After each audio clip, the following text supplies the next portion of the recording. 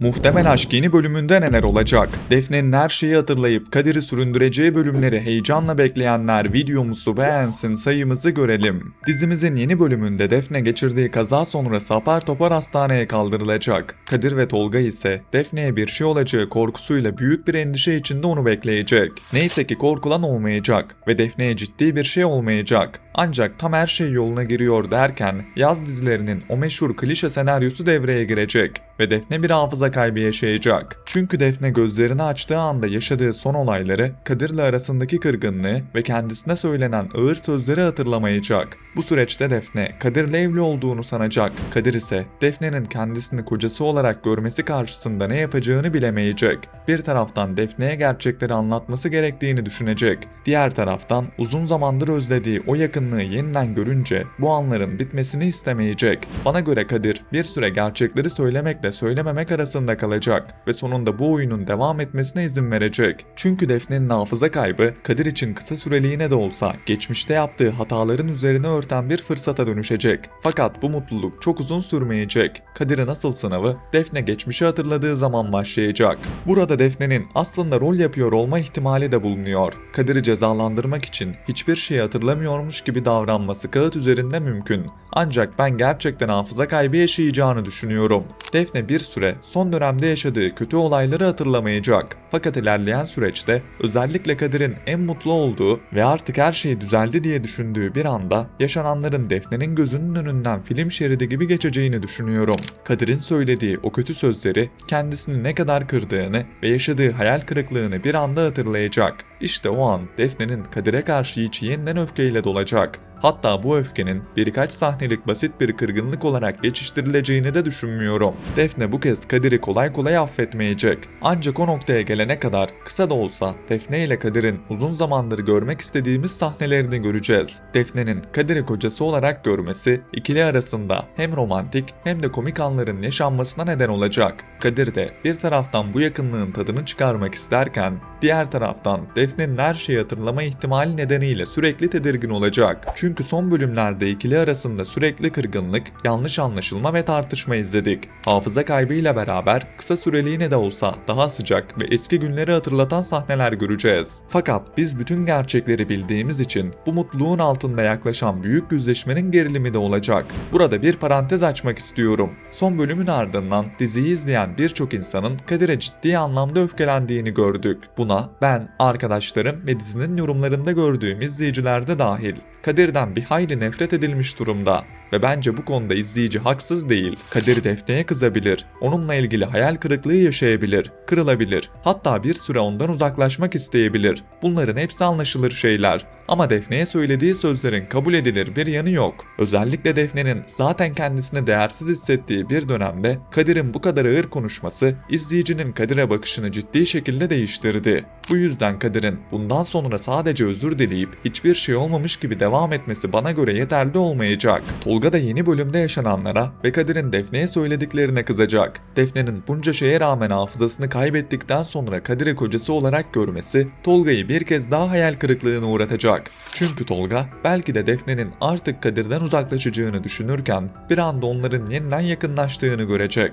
Buna rağmen Tolga defterinin kapanacağını düşünmüyorum. Son bölümün ardından birçok izleyici Defne için uygun karakterin Tolga olup olmayacağını konuşmaya başladı. Evet, dizinin ana hikayesi Defne ile Kadir aşkı üzerine kurulu ve ben uzun vadede yine bu senaryoyu göreceğimizi düşünüyorum. Yani Defne ile Kadir'in tamamen ayrılıp Defne'nin Tolga ile yeni bir aşka başlaması şu an bana çok güçlü bir ihtimal gibi gelmiyor. Ancak Tolga'nın da Defne hikayesinden hemen çıkacağını düşünmüyorum. Hatta Defne bütün gerçekleri hatırladığında Tolga'ya sığınabilir. Kadir'in söylediği sözleri ve kendisine yaşattığı kırgınlığı yeniden hatırlayan Defne bir süre Kadir'den tamamen uzaklaşmak isteyebilir. Tolga da tam bu sırada onun yanında durabilir. Böylece Kadir hafıza kaybı sayesinde kısa süreliğine yakaladığı mutluluğu yeniden kaybetme tehlikesiyle karşı karşıya kalacak. Zaten Kadir'in öyle hazıra konmak yerine Defne'nin kırdığı kalbini yeniden onarması gerekiyor. Birkaç özür cümlesiyle her şeyin düzelmesi izleyici açısından da tatmin edici olmaz. Kadir yaptığı hatanın ağırlığını gerçekten anlamalı. Defne'nin güvenini yeniden kazanmak için uğraşmalı. Defne hafızasını geri kazandıktan sonra Kadir'i affetmekte zorlanırsa hikayenin duygusal tarafı da daha güçlü olur. Kadir'in Defne'nin peşinden koştuğu, Defne'nin ise bu kez ona mesafe koyduğu bölümleri görmek bence hikayeyi daha dengeli hale getirecek. Çünkü uzun zamandır kırılan taraf Defne oldu. Bundan sonra biraz da Kadir'in yaptıklarının karşılığını gördüğü ve Defne'yi yeniden kazanmak için çabaladığı bir dönem izlememiz gerekiyor. Bunun yanında diziyle ilgili final iddialarına da bir cevap vermek istiyorum. Dizi şu anda 4 rating bandına yakın seviyelerde ilerliyor. Eğer ratingler 4-5 bandında oturur ve bu seviyeyi korursa dizinin yeni sezonda devam etme ihtimali oldukça yüksek olacaktır. Ancak düşük reytingler devam eder ve beklenen yükseliş gelmezse dizinin 13. bölümde final yapma olasılığını güçlü görüyorum. Diziler genelde ilk etapta 13 bölümlük olarak planlanıyor. 13 bölümün sonuna gelindiğinde kanal ve yapım şirketi performansa bakıyor. Devam edilmesi planlanırsa proje 26 bölüme kadar uzatılabiliyor. Tabi ani değişimler, reytingler ve özellikle yurt dışı satışları bu konuda belirleyici olacaktır. O yüzden şu an için kesin final olacak ya da kesin devam edecek demek mümkün değil.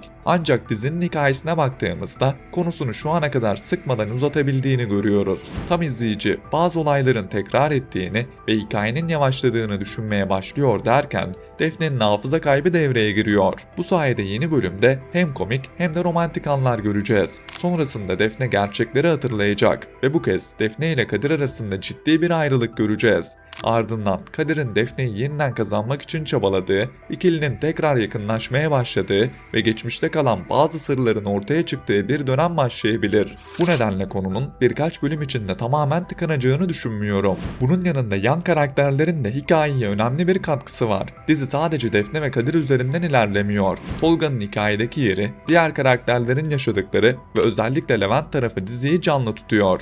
Levent'in bize ilk tanıtıldığı haliyle şu anki hali arasında gerçekten büyük bir fark var. İlk başlarda çok daha farklı bir karakter olarak karşımıza çıkan Levent, zamanla izleyicinin dikkatini çeken ve sahneleri merak edilen isimlerden biri oldu. Hatta sadece Levent için bile diziyi izleyen büyük bir kitlenin olduğunu düşünüyorum.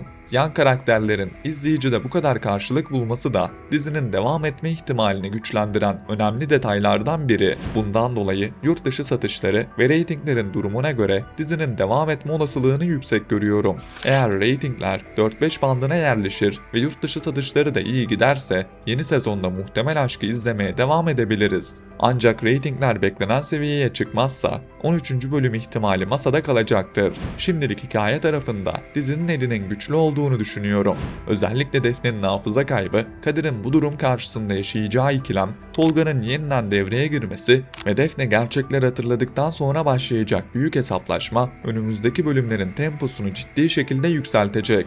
Bakalım Defne her şeyi hatırladığında Kadir'i gerçekten süründürecek mi? Yoksa aşkı yine öfkesinin önüne mi geçecek? Siz bu konuda ne düşünüyorsunuz? Yorumlar kısmında bekliyorum.